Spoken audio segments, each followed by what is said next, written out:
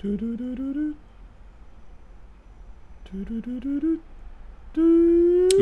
and gentlemen, this is JoeJinMovieSoAwesome. I'm Joe. I'm Won-Jin. Today we're going to start off with Wolves, as Won-Jin told me. Not wolves, but wolves. Available on Apple. Mm-hmm. It's a film starring George Clooney and Brad Pitt, released on September. Full spoilers ahead for the entire movie. And possibly every movie George Clooney and Brad Pitt ever starred in. Big shout out to ZZ, Scott Walker, Lee Chan-hong. I cook for my wife, Jasmine, Kayla Marie. And we have a 45th subscriber. Whoever you are, thank you for joining the JoeJinMovieSoAwesome family. And big shout out to Nico X Mercado. Nico X Mercado. Hey, love the production quality and support you guys. Thank you, man. Thank you so much for leaving a reply, man. We really appreciate it. It's not the animals. It's the name of a movie. What's up, ZZ? What's up, ZZ? What's up, Walker? Yeah, this is a movie, Walker. So, you have been warned. Here we go. Won-Jin, you want to go first? All right. So, when I saw the trailer and the advertisement for this movie, I wasn't really interested because, first of all, it wasn't available in the theaters, which kind of gives me the feeling of, like those old TV movies that only get released on TV and stuff. Well, some TV movies are Yeah, I mean, yes, some TV movies are excellent, but it kind of diminishes like what you expect from the movie.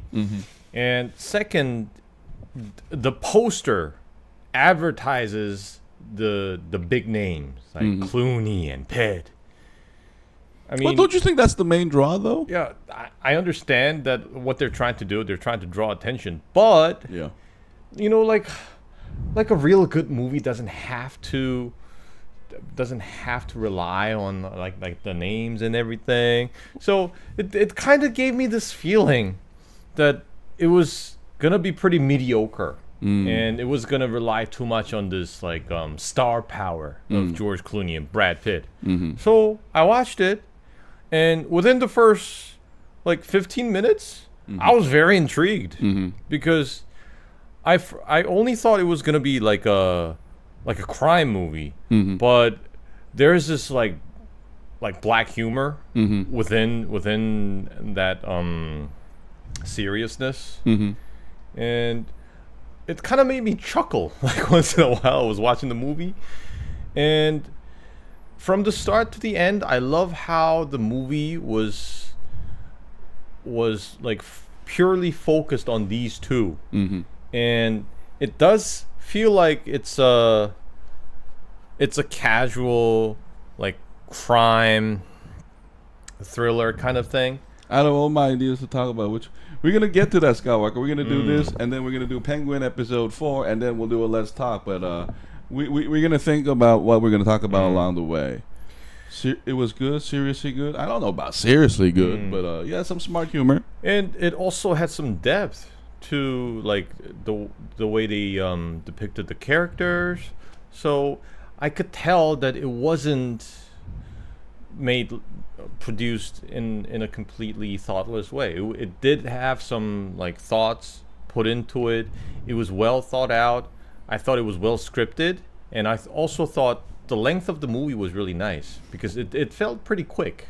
It wasn't dragging on for too First long. of all, I would say like George Clooney and Brad Pitt carried this movie because secondly, there isn't really anything original here, like heist or like cleaner movies have been done before, except what you're trying to say, Won-Jin, is it had great mise en scène and a lot of like settings and situations that I don't know about mise en scène because that's like the composition of the shot. Yeah, that wasn't something that like impressed me throughout the movie. Don't you think like when the Brad Pitt like suddenly walked in like out of the blue in that situation, I thought there were like choices there like and shots, when that guy escaped, I thought they tried to do a very creative presentation within a very simple plot. Yeah, I think that better puts So it. that's how I was using that term. Yeah, it was very creative. Because in the movie, it's in not an just the unexpected moment. Yeah, just not just the scene, but it's everything in the film. Yes, exactly. And I also get this like vibe of old movies from like the 60s and 70s. Yeah. Yeah, it does have this retro vibe to it too. I mean, and then the thing about it is, I thought Brad Pitt and Clooney's. This is just my interpretation, but I thought their real life friendship kind of seeped through, because they seem so familiar with each other, and their back and forth was funny. I don't know about depth though. I mean, they show who they are through actions, and I think that's what you mean by 60s and 70s. Correct me if I'm wrong, but like, how sometimes in the old time noir, we really don't get like the inside like thoughts of the characters. We just have to determine what kind of people they are through actions, and what they talk about. And it kind of reminded me of, I thought you would say, Collateral. Yeah. Collateral. And also there was another movie where George Clooney was like this kind of solver. It had Tilda Swinton as the villain. Have you seen that movie? What was that called? I may have. It was from like about 20 years ago. So George Clooney was supposed to die from a car bomb, but he miraculously survives because he got out of the car to admire the view. Okay. I saw that movie, but I don't remember anything about it, because you just described the one scene I remember. Yeah, but anyway, so it does feel familiar. And by depth, I mean, like you said, we have to judge what kind of people like these characters are based on their actions and everything. And although they didn't have to, they put these moments in the movie where, like, for example, where throughout the night they get to know that kid, and we all know, although they don't say it, that he needs to be clipped at the end to make sure that the client is satisfied. But we see that struggle George Clooney has over like killing this innocent kid. And we also, prior to that scene, hear the conversation between Brad Pitt and George Clooney, where Brad Pitt asks George Clooney about why there are like multiple shooters when there's like in a firing squad. So he was there as a backup to kill this kid, but he also. But I wouldn't call that dead. I would just call that clever. Like, because I mean, we still don't know their names. Okay. Yeah, I mean, I know what you're saying, but I mean, I know exactly what you're saying, but it's just like. So the movie's called Wolves because, well, number one, they're animals basically. I think throughout like the years of them working the lone in wolf. this industry, I'm pretty sure that this career basically stripped them of their humanity. That's why I thought it was called Wolves, and also it's also wolves instead of wolves because they like again, they're very isolated. And it's almost a name of a profession. There, right? So usually when you say wolves, we're thinking about like a pack of wolves. They move in unison in packs, but in this case, they're all very alienated. They work alone, so they're very low. Like what can I say? Literally a lone wolf.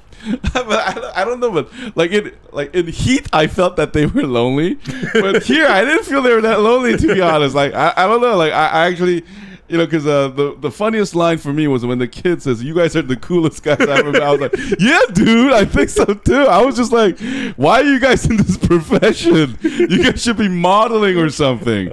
And I thought it owed a lot to like Ocean 11 too. Ah, that's right. Like that, because like. 11. Because that's, I think Won-Jin, you'll agree, that's when we saw like the cool Clooney and Pitt, and then it was all about the coolness. It was all about that coolness. Doesn't matter whether they're committing a crime or not. Yeah, they're cool. Doesn't matter. I kind of like that they didn't have names. Yeah, me too. That was a great one. Out of all my suggestions, we're gonna get to that. We haven't decided yet, Walker. Jurassic Park, which one is?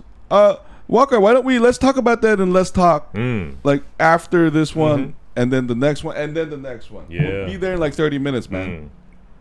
No, but for me, it's also, but I did like, the reason why the pacing is good is because this happened in a day, like training day, the worst day. So I thought it was just, I wouldn't go that far as use the word death, but I thought it was very clever. and then it was entertaining. Mm. And by the middle, I knew I was just gonna be like, no one's gonna die here. Like no one that at least I care about, and then we're just gonna have fun. And by the end, I did think they were possibly thinking like sequel vibes, because I thought the ending was a really happy ending. It was a very open ending, and I thought it was like a throwback to Butch Cassidy and the Sundance Kid. You know how the movie ends with like them like running towards the camera, and we really don't know what happens next. Right. So it gave me that vibe as well, and because they have this open ending, I guess there will probably be a sequel based on like the reception. The reason why I say it doesn't, because it didn't beat any of those movies though. Because like if you want to talk about humor, the best one ever is the Bruges in Bruges. Yeah, remember the one with Colin Farrell, and then the best and one, Brendan Gleeson, and then the best one is him. What's his name? Schindler's List. Liam Neeson. No. Schindler's List? Which one? He was the German officer in Schindler's List. I forget. He was also Voldemort in Harry Potter. He was in. Ralph Fiennes. Yeah, Ralph Fiennes. Like he's a character with depth. So like, did they reach that level? No, because I think this one was definitely aimed at like mass appeal though, because that's why Clooney and Pitt is important, and that's also why I'm guessing this is released only on streaming. Yeah, no, but like you know what? I thought it was appropriate TV movie, and then maybe we're being too harsh on that too. And maybe I'm thinking this could be like might as well be a theatrical movie too. You think it reached that level? I think it deserves to be on the theater as well. I mean, and another term I would use for this movie was sleek, slick. Yeah, very SLEEK. Very like I like their body language. It just kept it going, and then I think it also reminded me a lot of like what's that movie with Arnold Schwarzenegger, True Love. Oh, True Lies. Yeah, True Lies. Yeah, I mean, then again, see, this is the problem with this movie. It doesn't reach that level of like, true romance. But it was fun. Or those like Guy Ritchie movies. Yeah. Because Guy Ritchie is also very good at putting like this dark humor in these criminal movies. Scott, with this show or movie called Wolf or whatever it's called, why call it Wolf? It was not about that. Yeah. But you know how Scott Walker we use the term lone wolf, like the lone hire, the lone, so it's that kind of thing. So let's give it a grade, shall we? I think I can give this like a 7.5. 7.5, generous. I liked it very much. I liked all these like small details and also a lack thereof. For example, ZZ mentioned that they don't have names. Also, like the hotel manager. Yeah. I kind of laugh like the scene where she was partially revealed. Yeah. That's like the villain shot from Inspector Gadget and stuff. Like someone like Big Brother watching shit on the screen, like patting a cat and stuff. Yeah. Yeah. Kind of like also like Tarantino. Remember? In Pulp Fiction, we only get the boss's back shot until the middle of the movie. Right. So this movie owes a lot to past movies. That's what I'm saying. It's not breaking any new grounds, but it was entertaining, slick, and fun. I would say cherry-picked like the best bits of those elements, and put it very like in a very streamlined fashion. I would say no, but I would say though it only worked because Clooney and Pitt carried it. Like they're just so seasoned actors by now, and they were really cool. They were really cool. Says, I think it's a figure of speech. I just heard police sirens in the car outside of your apartment. Yeah, it happens a lot, Walker. I would say 8. Because That's it was too not generous. just action and killing, but also had funny parts. I like it when they combine things and don't make it too serious. Oh, also tell me your favorite scene and character. Okay. Oh yeah, we forgot about that. I think my favorite scene was. Oh, I think there are a couple, but one that comes straight to mind is like the moment when the kid got hit by the car, and by some miracle he like miraculously lands on his feet. And Brad Pitt, instead of chasing him, he was kind of like mesmerized by it for like about 2 seconds. Yeah, that was funny. Yeah, that was funny. My favorite scene is when the doctor tells Clooney, "I didn't sleep with him. He's fucking with you." I was like, and then Brad Pitt after like 2 seconds, he also says, "Yeah, I'm just fucking with you." Yeah. And we know what that means. Yeah.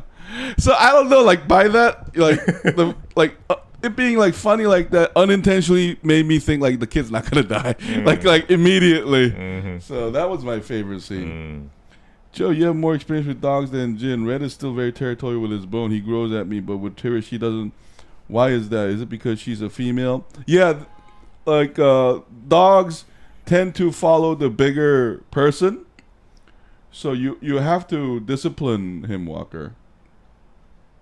Because when I was with my woman back then, the dog would also listen to me over her. They're animals, so they always think of the stronger one. Or they have their own like hierarchy But inside their head. Yeah, but it's always the bigger guy that they instinctively. So one way to get rid of that is like make Trish feed her. You don't feed her to kind of balance it out, because then the dog's gonna know that he has to be good to Trish. Oh no, but I think it's the other way. The dog growls at Scott, but not at Trish. Oh really? It's the other way. Oh, then it could be who's feeding him. But hey, Walker, let's keep talking about let's talk about dogs on the Let's Talk, man. We can talk for hours about that. Oh, it's my turn to give a grade, right? 7.5, Won-Jin. I'm gonna shit. I was gonna give a 6, but no. You know what? I'm gonna give it a. If I give it a 6.5, does it become a 7? I think so, right? Okay, I'm gonna give it a 6.5. So JoeJinMovieSoAwesome, it evens out as 7. I think 7 is appropriate, because when I first turned it on, I thought it was gonna be a 5 or a 6, but it was a 7. Like Won-Jin said, I did just like you. I had low expectation, not for the same reason, but just low expectation, because I didn't even hear about this movie until you told me, and then it was pretty good. I had fun. Yeah, that's the whole point. Yeah, it was entertaining. Right, it was fun. Anyway, guys. We're going to be back in 2 minutes tops. This has been JoeJinMovieSoAwesome. I'm Joe. I was Won-Jin. We'll see you in a bit. Bye-bye. Big shout out to Mercado again.